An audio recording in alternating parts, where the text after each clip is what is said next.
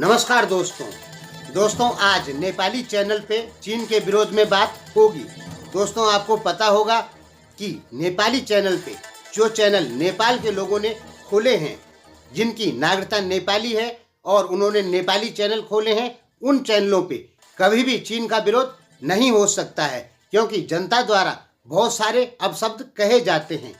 मैं तो बाहरी हूँ, अगर मैं नेपाल पे चैनल खोलता हूँ या मैंने नेपाल पे एक चैनल खोल रखा है तो मैं इस चैनल पे चाइना के विरोध में न्यूज बनाऊंगा तो मुझे लगभग 100% नेपाली लोग अपशब्द ही कहेंगे।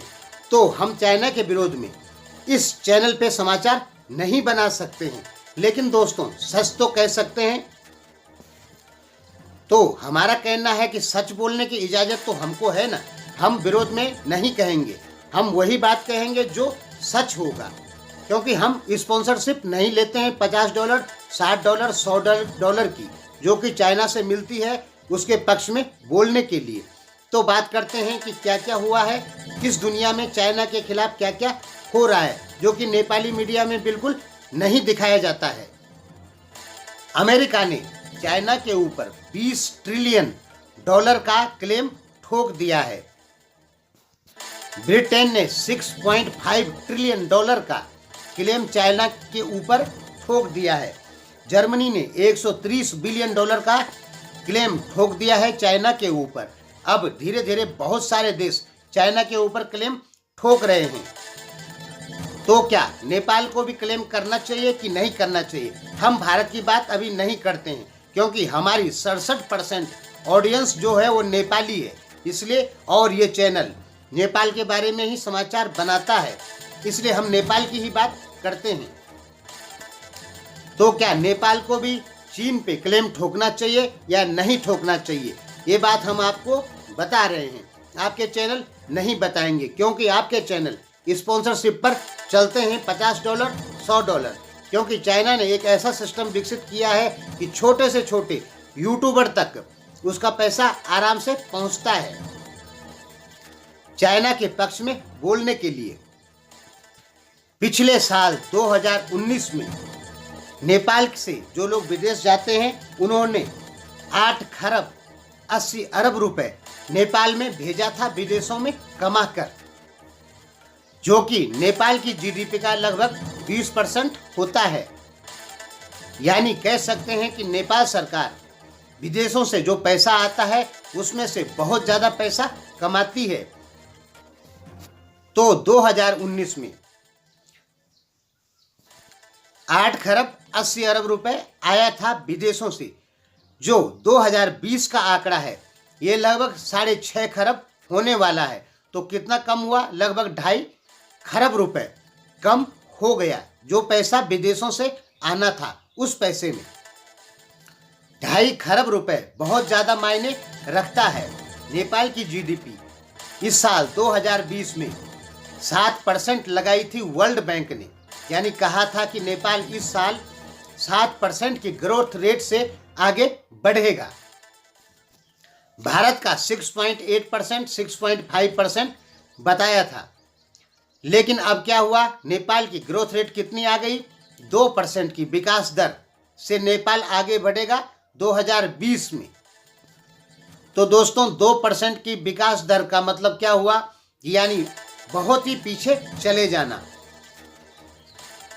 अब 31% जीडीपी का जो हिस्सा है वो आता है पर्यटन से। तो नेपाल सरकार ने 2020 नेपाल भ्रमण वर्ष मनाने के लिए काफ़ी पैसा खर्चा किया विदेशों में। रैलियां निकाली ऑस्ट्रेलिया में, थाईलैंड, चीन, भारत, मलेशिया, इंडोनेशिया, कई देशों में नेपाल सरकार ने रैलियां निकाली और कहा कि कम से कम 20 लाख विदेशी पर्यटक इस साल नेपाल में आने चाहिए। इसके लिए नेपाल सरकार ने लोकल जो होटल व्यवसायी लोग हैं उनको बहुत सारे पैसे लोन पर दिए और उन्होंने अपने होटलों का विकास किया, वहाँ की सुविधाएं बढ़ाई। लेकिन हुआ क्या? कोरोना वायरस आ गया और सारे विदेशी पर्यटनों का नेपाल आना बंद हो गया।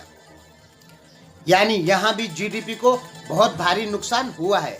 और दोस्तों जीडीपी को नुकसान का मतलब होता है रोजगार में नुकसान होना। सकल घरेलू उत्पादन में जो पैसा बनता है वो कम हो जाना। जब रोजगार खत्म हो जाएंगे तो सकल घरेलू उत्पादन कैसे बढ़ेगा? तो कह सकते हैं बहुत सारे लोग बेरोजगार हो गए। जैसे आपके एक उद्योगपति हैं विनोद चौधरी, उनकी संपत्ति 2019 में 1.7 बिलियन डॉलर थी, लेकिन कोरोना वायरस से उनके व्यापार में इतना घाटा हुआ कि इस समय उनकी संपत्ति 1.4 बिलियन डॉलर रह गई है। तो अकेले विनोद चौधरी ऐसे नहीं है, नेपाल के बहुत सारे व्यापारी ऐसे हैं जिनकी संपत्ति, जिनका व्यापार कम हुआ है। और ऐसा नहीं है कि नेपाल में ही हुआ है, भारत में और दुनिया के सभी देशों में ऐसा हुआ है।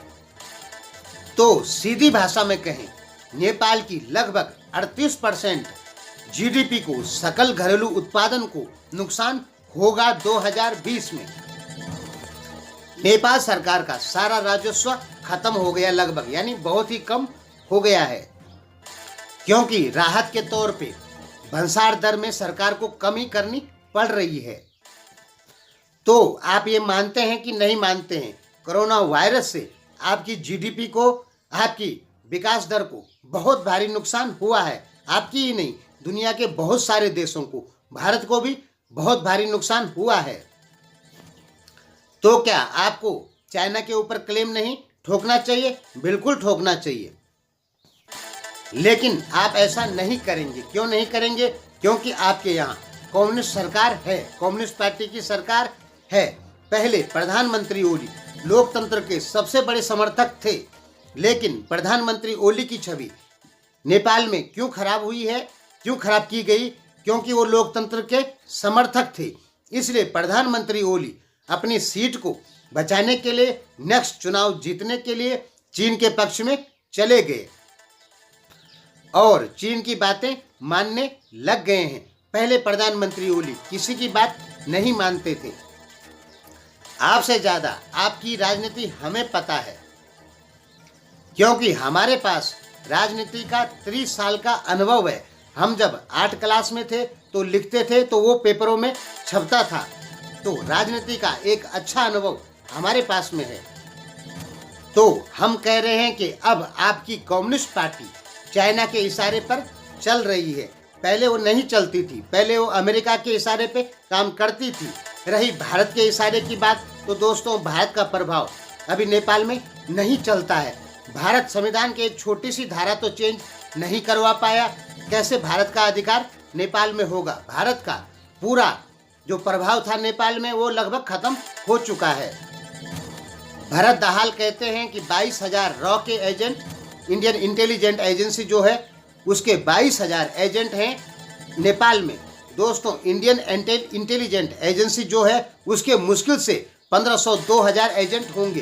तो उसमें 22,000 एजेंट नेपाल में कैसे चले गए?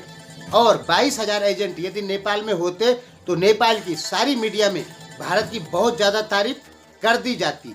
जैसे पाकिस्तान में भारत की फंडिंग है, इसलिए पाकिस्तान की बहुत सारी मीडिया भारत की तारीफ जरूर करती है। आप पाकिस्तान समाचार सुने, लोकल स्तर पे जो लोग हैं, वहाँ के विश्लेषक लोग हैं, वो भारत की तारीफ जरूर करते हैं, क्योंकि भारत कुछ न कुछ फंडिंग पाकिस्तानी मीडिया को करता है।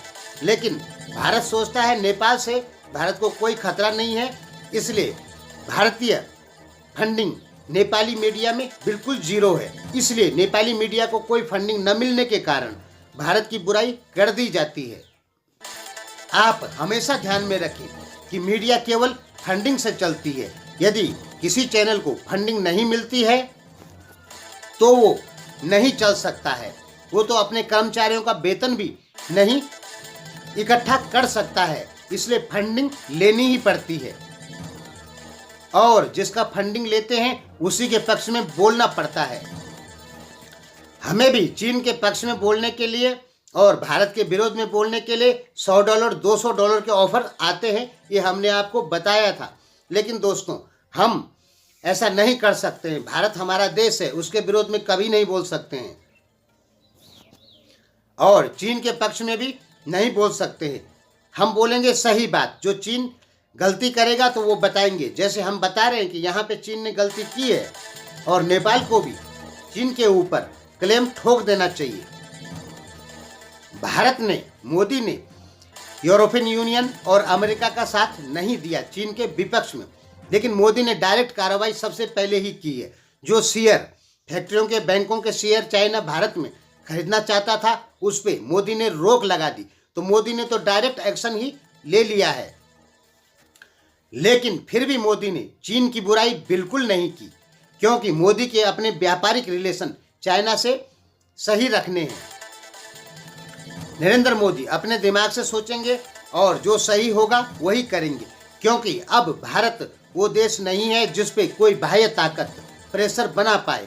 ना तो अमेरिका, ना चीन, ना यूरोपियन यूनियन, कोई भी देश भारत पे अब प्रेशर नहीं बना सकता है, क्योंकि 130 करोड़ लोगों का देश है ये देश। 130 करोड़ लोग ही किसी देश पे प्रेशर बना सकते हैं। 130 करोड़ लोगों के ऊपर प्रेशर बनाना संभव नहीं है। तो हमारी समझ से नेपाल को भी चाइना के ऊपर क्लेम ठोक देना चाहिए, लेकिन नेपाल ऐसा नहीं करेगा, क्योंकि चाइना बहुत सारी परियोजनाओं में नेपाल में काम कर रहा है, जिससे कि नेपाल को बहुत भारी नुकसान हो सकता है।